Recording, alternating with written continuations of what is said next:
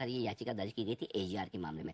AGR के मामले में टेलीकॉम कंपनियां ये चाहते थे भाई कि जो भी एजीआर का कैलकुलेशन किया, जो बकाया इन कंपनियों को देना है सरकार को, उसकी कैलकुलेशन फिर से की जाए।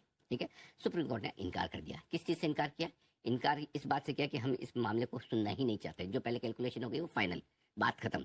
दो तरीका हो सकता था, एक सुप्रीम कोर्ट सुनता और उसके बाद ये कहता कि नहीं कैलकुलेशन सही है, हम नहीं बदलेंगे, तो भी झटका लगता।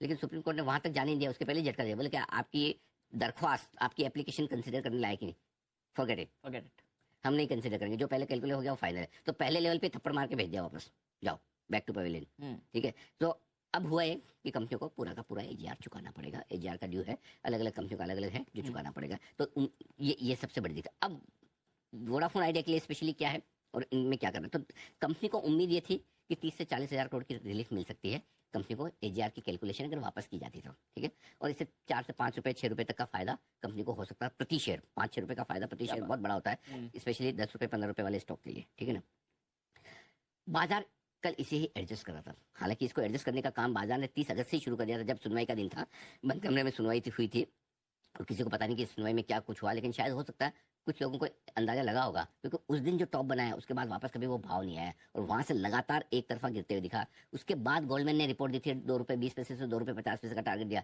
तो कहीं कहीं गोल्डमैन को अंदाजा होगा या बाजार में कुछ और लोगों को अंदाजा होगा कि ये फैसला टेलीकॉम कंपनियों के पक्ष में आने वाला नहीं है, और इसी वजह से बार बार लगातार कमजोरी होती दिखी है। और कल फिर फाइनली जब फैसला सामने आ गया, अच्छा कल फैसला सामने आया, ये किसी को अंदाजा भी नहीं था कल फैसला आने वाला है, ये भी अंदाजा नहीं था, क्योंकि वो सील्ड हियरिंग थी, सील्ड हियरिंग तो पता ही नहीं। अचानक से तो एक तो क्या है कि फैसला आने वाला होता है ना, तो आदमी ना मेंटली प्रिपेयर रहता है, तो कि भाई अचानक से अरे आज कहाँ से आ गया। करेक्ट, ठीक है ना, लोग तो लाइफ हाई एंजॉय कर रहे थे, पार्टी चल रही थी, डांस कर रहा था, निफ्टी बैंक निफ्टी देख के, उनको पता ही नहीं कि उनके पोर्टफोलियो में वोडाफोन भी पड़ा है ना।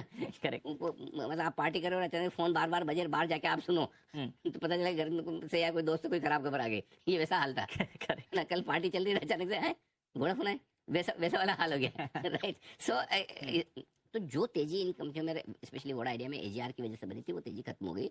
इश्यू प्राइस जो थी, फॉलोन प्राइस 11 रुपए, उसके नीचे स्टॉक आ गया।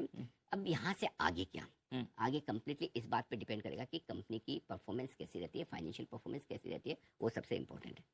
ठीक है, ये सबसे बड़ी बात। ठीक है, आगे अब एफपीओ वाले इन्वेस्टर्स कल पहली बार क्लोजिंग पे नुकसान में आए, नहीं तो कल तो वैसे 11 रुपए के ऊपर तो सबको बेचने को मौका मिल भी रहा था, निकलना जो चाहे निकल भी सकते थे, लेकिन यार अब क्या करें।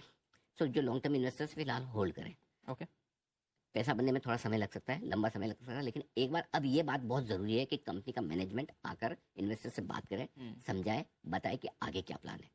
और एजीआर की जो रिलीफ अब इनको नहीं मिले, क्योंकि देखिए एक ये नॉन फैक्ट है कि जब ऑफर फॉर सेल आया था, वोडाफोन आइडिया जैसी कंपनी का offer for sale super hit हो जाए, जिसको लोग हमेशा क्वेश्चन मार्क करते हैं ये कंपनी जिंदा रहेगी या मर जाएगी, अब ये सवाल दूसरी बार वापस आया है कि कंपनी जिंदा रहेगी या मर जाएगी। और 2 दिन पहले कुमार मंगलम बिरला साहब ने मार्केट से शेयर भी खरीदे 13.5 रुपए में, 2 करोड़ से ज्यादा। तो अब वोडाफोन आइडिया के सारे इन्वेस्टर्स ये सुनना चाहते हैं कि कंपनी जिंदा रहेगी मर जाएगी। हमें पता नहीं मरेगी, मरनी होती तो अब तक मर जाती, लेकिन